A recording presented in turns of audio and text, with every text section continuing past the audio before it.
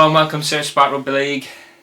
Well, here we are. What happens now? I know. We're in unprecedented times. Obviously, the coronavirus has taken over pretty much the world. It's stopped sport everywhere, and Rugby League, probably the last sport still going, I know. is now gone for the next few weeks until the 3rd of April. So I don't even think it'll be back then personally, but we'll find out. Likewise.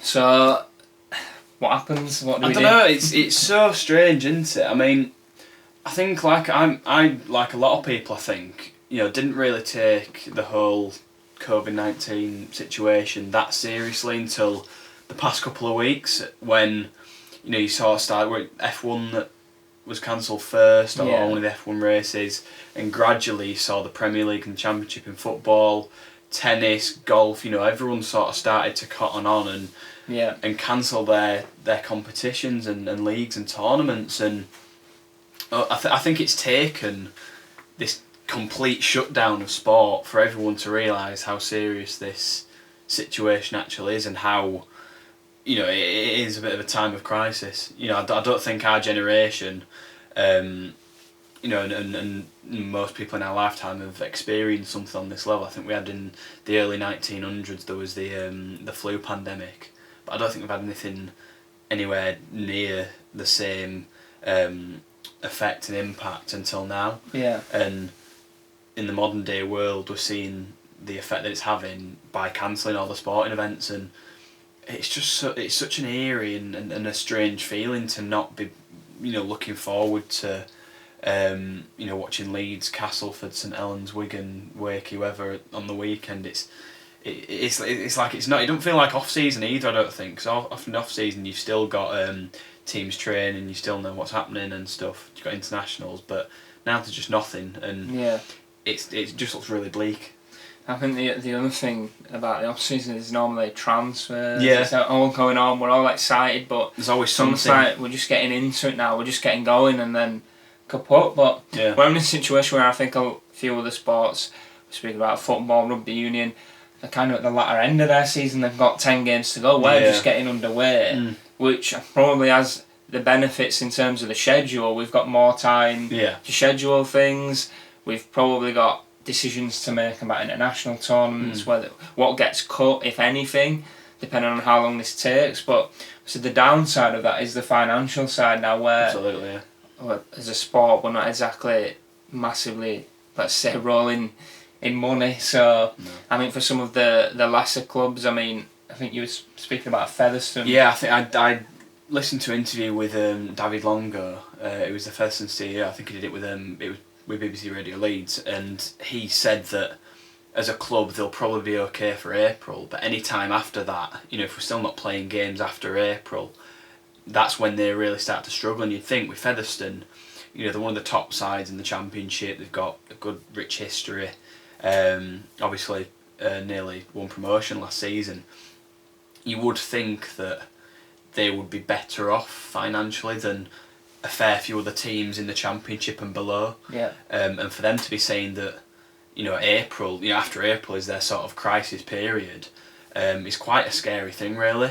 You look at teams who have been through financial difficulties recently, Bradford, Keighley to name two, who are just now sort of getting back on the feet, starting to put a good squad together and starting to put some good runs of games together. For a team who's just been on the brink almost, for this now to happen to them, you've got to think about the state they're going to be in financially. Yeah. I think you've got to... It's strange because you don't know what can be done, really. There's only so much that the likes of Super League or the RFL can help. You then start to look higher. How much can the government and the sports ministry and the sports sector, how much can they plunge into Rugby League, especially when I'd imagine that other sports are... I don't know if they will get to the point of asking for extra money from the government, but other sports will be in the same boat of needing that financial input and that little boost just to keep clubs going, to keep leagues going, and to make sure that once we do get past this pandemic, past this virus, that things can start to get back to normal, and we're not looking at clubs there really struggling to even field a team or pay people and stuff like that. But it is really scary. I think now that everything's been postponed and cancelled for a few weeks, it is really strange. Yeah, I think the fact that we went on probably the longest out of any sport. The RFL were obviously following the government guidelines. Yeah. I mean, it's only when the announcement of public gatherings were no more public gatherings to try and stop the spread did obviously a meeting between Super League clubs on Monday that then came out after a very long meeting and said, look, that's it, we're going to have to follow the government guidelines. And I think a lot of people probably saw that as reactive, but I think it just underlined that us as a sport is in a position where we just can't afford to not be playing games when the season's just started. And I mean, Eamon McManus has said what you said, and look, we need, if we're going to be suspended for a month, 2 months, 3 months, we're going to need support from the government to keep going. And I think that's going to be the case for quite a few of our teams, if not all of them. So it's definitely worrying in that aspect. But I think if we get by on the financial side, if we're looking, say, at 2 months out, let's just say, what we return, how do we fit everything in? You're right. What would you cut? What? You look at this. I mean, the schedule already before this even happened was in a strange state because I mean we already had games postponed because of the storms and the floods at the start of the season. You look at Catalans, for example, who they had their game with Wakefield called off. Yeah. They've now had obviously the game at the weekend with Leeds called off. So that's 2 games they need to make up. Well, it's 3 because they were supposed to play 3. So that's in the 3 World Cup Challenge. They've only played St 4 games so far. Which is crazy. So they were already trying to fit in an extra 3 games into what is an already packed schedule. I mean, it's quite ironic. We were discussing a couple of weeks ago how we've seen a sort of rise in injuries at the start of this season. Could it be linked to players playing too many games, being too fatigued? And now you're looking at teams trying to fit even more games into an even shorter period. And that can't be healthy. I think the only way to go forward with it is to extend the season. Yeah. We might have to sacrifice international games, which, again, you look at the financial implications. I think the RFL and International Rugby League were expecting good numbers at those Ashes games between England and Australia. We've already seen how much it's been billed and been publicised. They were really expecting it to be 3 huge events, which now are, I think it's fair to say, now at risk because of what's going on. So it is disappointing, but at the end of the day, I think you've got to look at the player welfare side of it and the health and safety.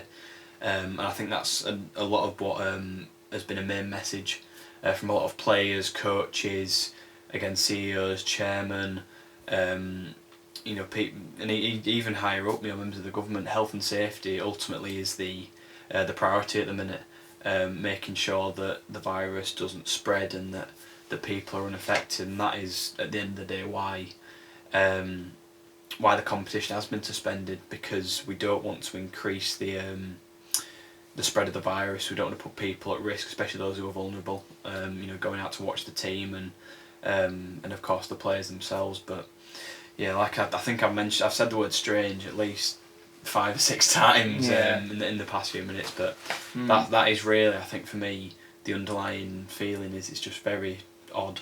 So for you, would you not consider, if it was financially possible and you had to either cut a section out at the end of the season, or you had to cut the Ashes? I think I mean if it was financially possible, I think I would probably cut some of the season, but I don't think it will be. No. Again, in that interview that I listened to, David Longo was saying that, and it'll be the same for every team, they plan strategically throughout the season. They'll have a plan for the next 12 months. Well, a provisional plan, before they sort of start the crisis management, they'll have a provisional plan in place so that they budget their money correctly. Yeah. And if you're cutting a good chunk, I don't know, maybe 4 or 5 weeks, if you're cutting 5 of those, those chunks of money that they get from the gate at games and stuff like that, then that's going to seriously knock any club. I worked at a League One club a couple of seasons ago, and if I learnt anything, it's just how much especially those Championship and League One clubs rely on that gate money, to pay players, pay coaches. A lot of them have volunteers who work for them as well, who won't be affected, but at the same time, that gives you an indication of just how,